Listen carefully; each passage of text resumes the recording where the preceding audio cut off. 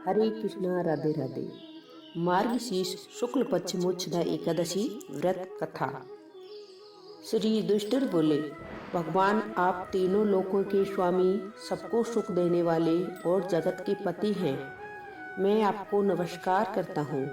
हे देव, मेरे संशय को दूर कर मुझे बताइए कि मार्गशीर्ष शुक्ल एकादशी का नाम क्या है। उस दिन कौन से देवता की पूजा की जाती है और उसकी विधि क्या है। भगवान, कृपया करके आप मेरे प्रश्नों का विस्तार पूर्वक उत्तर दीजिए। यह सुनकर भक्त वत्सल भगवान श्री कृष्ण जी कहने लगे, हे राजन, आपने बड़ा ही उत्तम प्रश्न किया है। इसको सुनने से तुम्हारा यह संसार में फैलेगा, सो सुनो। मार्गशीर्ष शुक्ल एकादशी को मोक्षदा एकादशी कहते हैं। इस दिन दामोदर भगवान की धूप दीप नैवेद्य आदि से भक्ति पूर्वक पूजा करनी चाहिए। अब मैं एक पौराणिक कथा तुमसे कहता हूँ। इस एकादशी के व्रत के प्रभाव से नरक में गए हुए माता पिता, पुत्र आदि को स्वर्ग की प्राप्ति हो जाती है। आप ध्यान पूर्वक सुनिए कथा। गोकुल नगर में वैखानस नाम का एक राजा राज्य करता था। उसके राज्य में चारों वेदों के ज्ञाता ब्राह्मण रहते थे। एक समय रात्रि को राजा ने स्वप्न में अपने पिता को नरक में पड़े हुए देखा। इससे उसको बड़ा आश्चर्य हुआ और प्रातःकाल होते ही ब्राह्मणों के पास जाकर अपने स्वप्न की कथा सुनाने लगा कि मैंने अपने पिता को नरक में पड़े हुए देखा है और उन्होंने मुझसे कहा है कि हे पुत्र, मैं नरक में पड़ा हूँ, यहाँ से तुम किसी प्रकार से मेरी मुक्ति करो। जब से उनके यह वचन मैंने सुने हैं, मेरा मन बड़ा ही अशांत हो गया है। मुझे इस राज्य, धन, पुत्र, स्त्री, हाथी, घोड़े आदि से कुछ भी सुख प्राप्त नहीं हो रहा है। अब मैं क्या करूं? कहाँ जाऊं? इस दुख के कारण मेरा सारा शरीर जल रहा है। आप कृपा करके कोई तप, दान, व्रत आदि ऐसा उपाय बताइए जिससे मेरे पिता की मुक्ति हो जाए।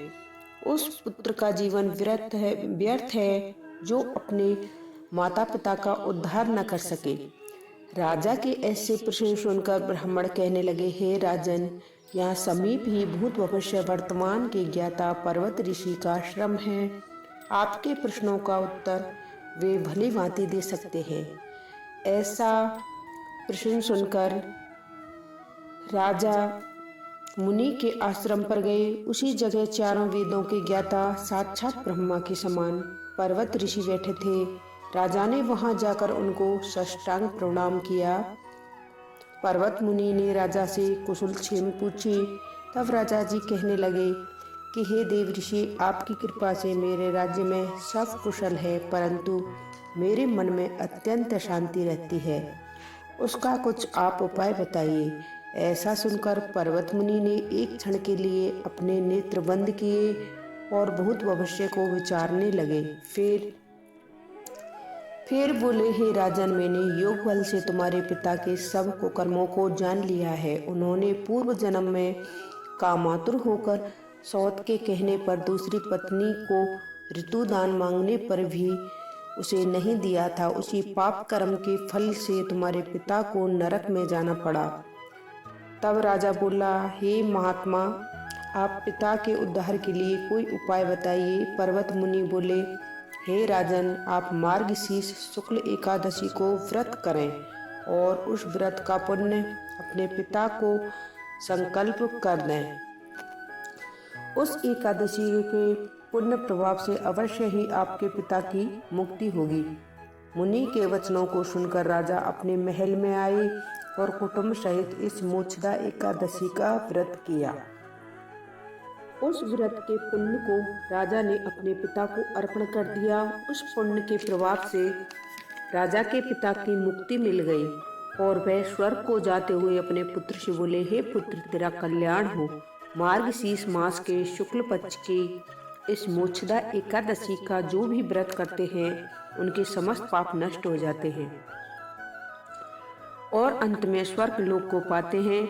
इस व्रत से बढ़कर मोक्ष देने वाला और कोई व्रत नहीं है। इस कथा को पढ़ने व सुनने से वाजपेयी यज्ञ का फल मिलता है। फलहार, इस दिन बिल्व पत्र का सागर लेना चाहिए। व्रत में दूध, फल व सिंगाड़े के आटे के पदार्थ ले सकते हैं। राधे राधे।